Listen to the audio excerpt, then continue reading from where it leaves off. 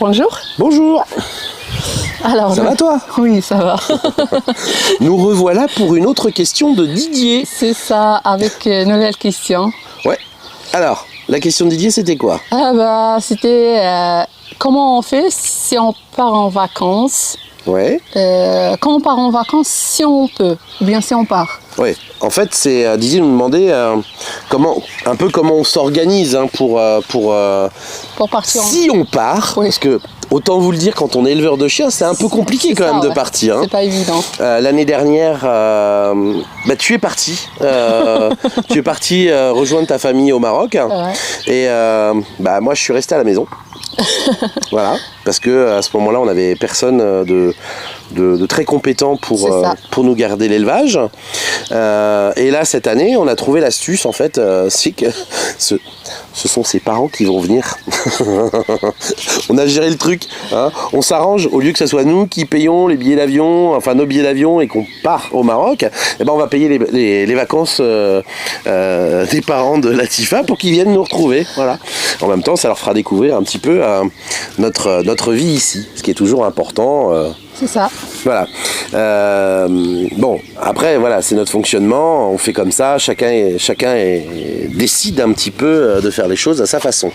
Mais il me semble qu'il y a une autre façon de faire aussi. Oui. Ouais, c'est pour les gens qui veulent partir en vacances. Et il y a des astuces.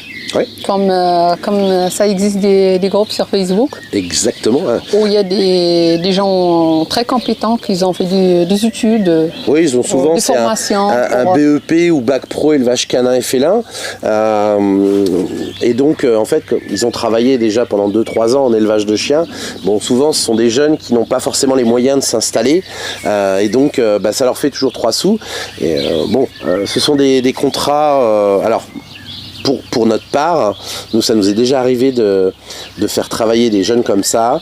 Et pour notre part, on a pris un principe très simple, c'est de les déclarer. Hein. On leur fait un contrat à durée déterminée, des contrats journaliers. Nous, c'est avec notre expert comptable que c'est géré. Parce que s'il y a le moindre problème, c'est des trucs tout bêtes, hein. Ça peut être une morsure, ça peut être tout simplement tomber, se casser une jambe ou un bras. Voilà.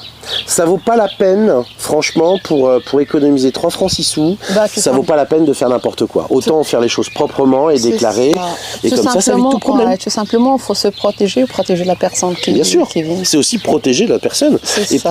Et puis je dirais même, le fait qu'on la déclare, ça compte aussi pour sa retraite. Hein, parce que je vous rappelle que là maintenant, on est reparti pour un 2e quinquennat avec le président M. Macron, et que les retraites c'est 65 ans. Hein. Hein, ne l'oublions pas. Alors nos petits jeunes, faut penser à leur retraite. Voilà, même s'ils paieront des impôts, tant pis, hein, c'est comme ça, mais quand on paye ses impôts, c'est une bonne chose. Ça veut dire que quelque part, on gagne notre vie. Donc c'est quand même bien. Même si c'est pas agréable. Hein. C'est ça.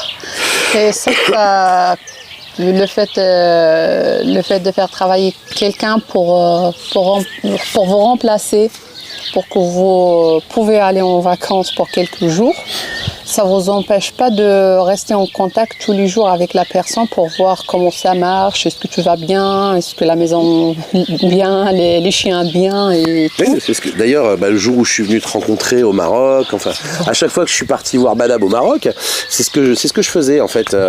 L'avantage, c'est que c'est vrai que le Maroc, c'est pas l'Europe, donc au niveau des forfaits téléphoniques, 2,80€ la minute, c'était même pas envisageable. Bon, ça m'est arrivé, mais on évite quand même au maximum. Et là, on se sert du Wi-Fi, éventuellement avec Messenger sur Facebook. Ça existe WhatsApp, il y a pas mal de choses qui permettent d'être vraiment au courant. Et puis, bien sûr, quand c'est comme ça, nous, en plus, on tient toujours à informer la vétérinaire. Notre vétérinaire qui a une demi-heure de route de la maison, entre une demi-heure et 3/4 d'heure.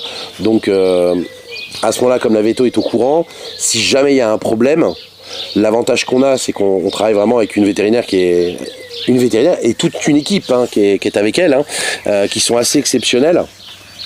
Franchement, c'est la pire des choses que je puisse souhaiter aux gens, c'est d'avoir des vétérinaires comme on a, hein, que ce soit Audrey, Marion, Katia, enfin toute l'équipe hein, de la clinique vétérinaire avec laquelle on bosse. Franchement, c'est la pire des choses que je peux souhaiter aux gens, c'est d'avoir des gens aussi gentils et compétents que eux. Ouais, ils sont super sympas. Voilà, parce que c'est vrai qu'ils le savent, si on est absent, au besoin, la personne qui garde l'élevage va les appeler et viendra.